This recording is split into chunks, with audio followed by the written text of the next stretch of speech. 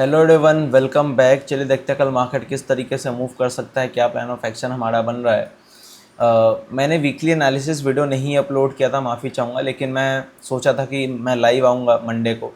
That's why मैंने weekly analysis video नहीं upload किया था। लेकिन अभी देखोगे कि ये कुछ वेरिफिकेशन एंड ऑल में गया था। मैंने बात की थी यूट्यूब वालों से, दे सेड कि कुछ यहाँ पे वेरिफिकेशन लगता है, उसके बाद आप कर सकते हो। तो ये 8 घंटे के आसपास अभी और है, तो मैं मोस्टली कल आऊँगा। लेकिन फिर भी अब पता चला इनका दोबारा से कुछ हो गया नौटंकी, तो फिर इसलिए मैं आज वीडियो डाल दे रहा हूँ।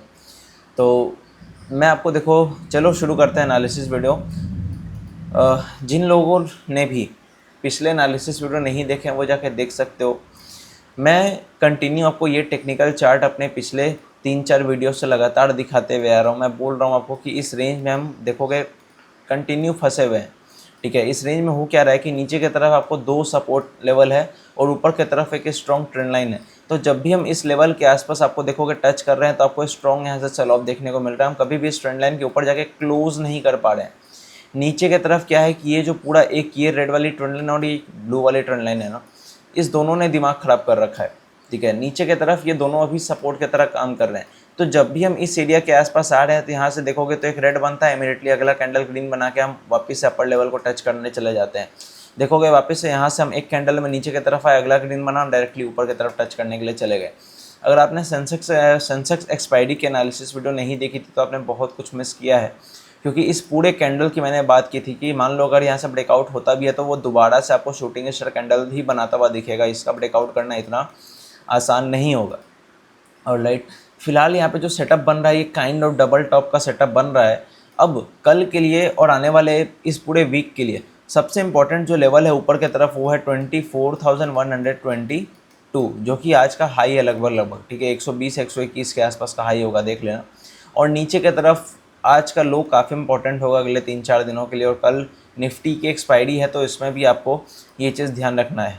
ठीक है, तो नीचे की तरफ जिसने जो लो मारा है मेरे ख्याल से 23,922 के आसपास इसने आज का लो मारा है। ठीक है, if I am not wrong. तो मान लो कल के दिन जो बेस्ट सेटअप क्या होगा, मान लो अगर हम इसी रेंज पे कहीं पे खुल जाए, ठीक है, 10-20-50 पॉइंट ऊपर नीचे, और यहाँ पे कोई रेंज बनाए आज के लो के आसपास, अगर कोई भी रेंज बनाता है उस रेंज को अगर हम ब्रेक करते हैं तो हम दोबारा से इस ग्रीन कैंडल के ओपनिंग तक आने की कोशिश करेंगे तो ये ट्रेड आपको एक मिल सकता है। लेकिन कल एक्सपायरी है तो हो सकता है कि हम नीचे आए और आपको by the end of day, अगर हम पहले नीचे आ गए तो by the end of day हो सकता है आपको दोबारा से एक रिवर्सल लेके कुछ इस टाइप का कैंडल क्लोज करता हुआ मार्केट में दिख सकता है। एक बेस्ट सेटअप देखो, ध्यान रखना, ऊपर की तरफ तो अभी फिलहाल नहीं बनने वाला है। क्योंकि अगर मान लो हम गैप अप भी खुल जाए इस लेवल पे तो जाके हम कुछ देख सकते हैं बाइंग के लिए। लेकिन अगर इस एरिया पे कहीं पे खुल के अगर ये ऊपर की तरफ गया तो फिर कल के दिन आपको ट्रेड नहीं मिलेगा। फिर आप केवल पुट शॉर्ट करके कुछ पैसा बना सकते हो और यहाँ पे कॉल बाइंग का कुछ खास अपॉर्चुनिटी नहीं मिलेगा। क्यों बोल रहा हूँ ऐसा? क्योंकि आज का ओपनिंग इस शूटिंग स्टार का क्लोज है और लो भी है। ओके, और आज का जो हाई है वो इस शूटिंग स्टार का ओपन के आसपास लगा है। तो ये एक स्ट्रॉन्ग रेजिस्टेंस है ऊपर की तरफ। जो 15 मिनट के चार्ट पे और डेली चार्ट पे क्लोजिंग बेसिस पे स्ट्रॉन्ग लेवल है अभी, वो है 24,155। ये क्लोजिंग बेसिस पे स्ट्रॉन्ग रेजिस्टेंस है, ये चीज़ ध्यान रखना। चलिए देखते हैं 15 मिनट के चार्ट पे किस तरीके से हम प्लान कर सकते हैं। देखोगे आज के दिन हमने 15 मिनट के चार्ट पे यहाँ पे हमने सुबह सुबह एक अच्छी रेंज बनाई, रेंज को कंसोलिडेट किया। कंसोलिडेट करने के बाद हमने इसको नीचे की तरफ ब्रेक किया। ब्रेक करने के बाद देखोगे यहाँ से कंटिन्यू नीचे की तरफ हम फ्लो में आए। उसके बाद देखोगे लोअर एरिया पे हमने दोबारा से एक रेंज बनाया, हमने एक ग्रीन कैंडल के साथ क्लोज किया है।